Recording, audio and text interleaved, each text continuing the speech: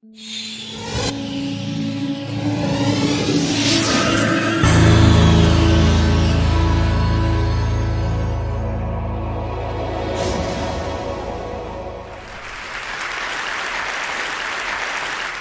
I grew up in New York City, between Harlem and the Bronx.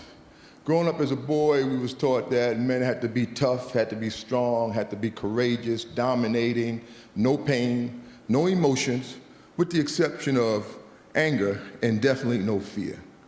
That men are in charge, which means women are not. That men lead, and you should just follow and just do what we say. That men are superior, women are inferior. That men are strong, women are weak. That women are of less value, property of men, and objects, particularly sexual objects. I've later come to know that to be the collective socialization of men, better known as the man box. See, this man box has in it all the ingredients of how we define what it means to be a man. Now, I also want to say, without a doubt, there are some wonderful, wonderful, absolutely wonderful things about being a man. Well, at the same time, there's some stuff that's just straight up twisted. And we really need to begin to challenge, look at it, and really get in the process of deconstructing, redefining what we come to know as manhood. This is my two at home, Kendall and Jade.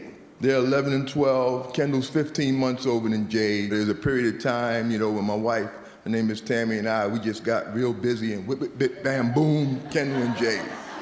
Right?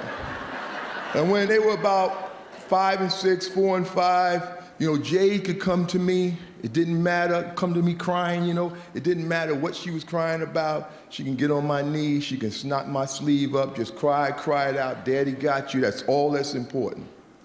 Now Kendall, on the other hand, and like I said, he's only 15 months older than her, he come to me crying. It's like soon as I would hear him crying, a clock would go off.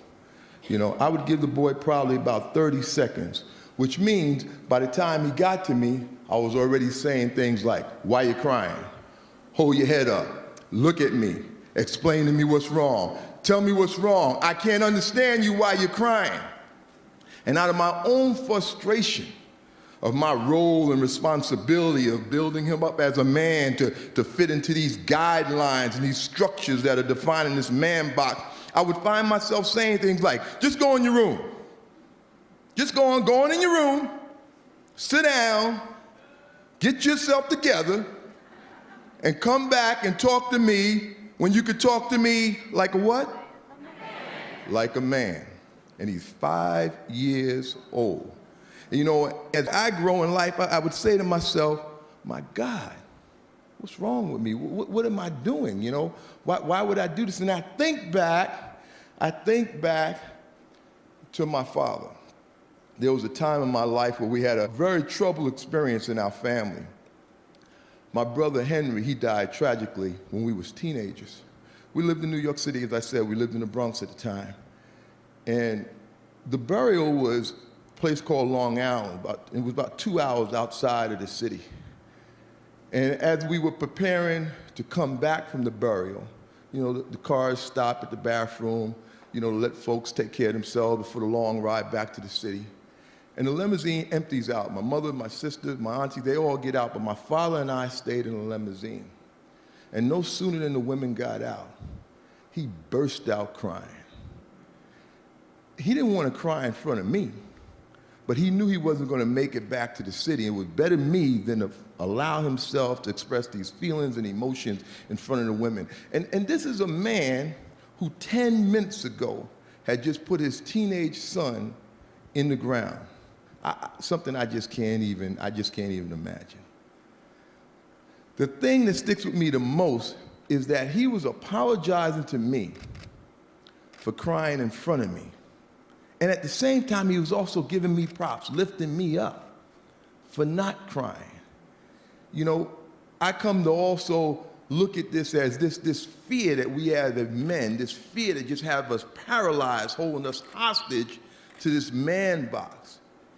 I can remember speaking to a 12-year-old boy, a football player, and I asked him, I said, how would you feel if in front of all the players, your coach told you you were playing like a girl? Now, I expected him to say something like, I'll be sad, I'll be mad, I'll be angry, or something like that. No, the boy said to me, it would destroy me. And I said to myself, God, if it would destroy him to be called a girl, what are we then teaching him about girls?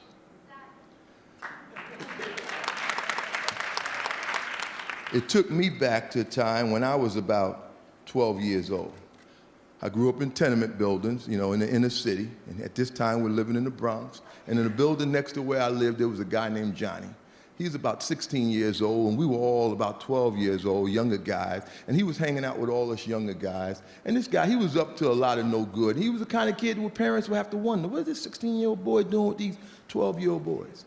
And he did spend a lot of time up to no good. He was a troubled kid. You know, his mother had died from a heroin overdose. He was being raised by his grandmother. His father wasn't on the set. His grandmother had 2 jobs. He was home alone a lot. But I gotta tell you, we young guys, we looked up to this dude, man. He was cool. He was fine. That's what his sister said. He was fine, right? He was having sex. You know, we all looked up to him. So one day I'm out in front of the house doing something, just playing around, doing something, I don't know what. He looks out his window, he calls me upstairs. He said, hey, Amp, they called me Anthony growing up as a kid. Hey, Anthony, come on upstairs. Johnny called, you go. So I run right upstairs. As he opens the door, he says to me, do you want some? Now, I immediately knew what he meant, because for me growing up at that time and our relationship with this man box, do you want some meant one or two things, sex or drugs. And we weren't doing drugs. Now, my box, my card, my man box card was immediately in jeopardy.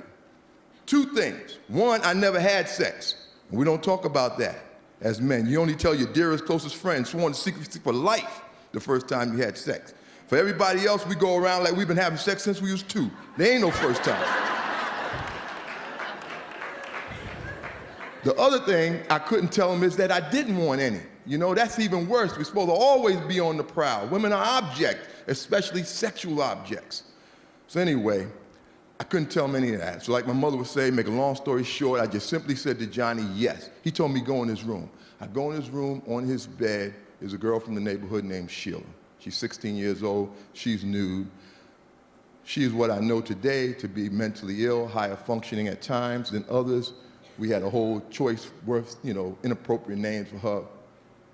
But anyway, Johnny had just gotten through having sex with her. Well, he actually raped her, but he would say he had sex with her because while Sheila never said no, she also never said yes. So he was offering me the opportunity to do the same. So when I go in the room, I close the door. Folks, I'm petrified.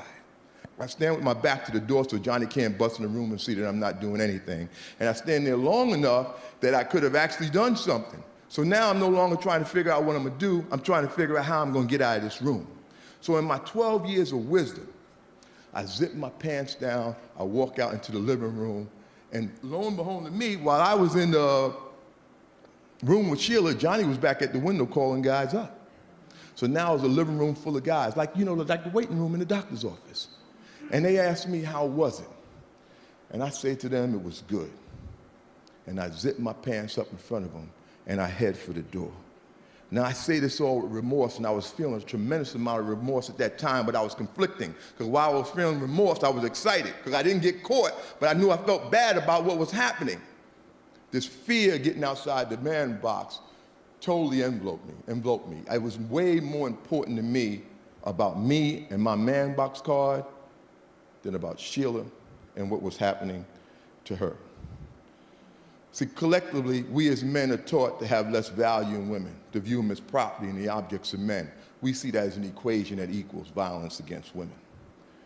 We as men, good men, the large majority of men, we operate on the foundation of this whole collective socialization. We kind of see ourselves separate, but we're very much a part of it.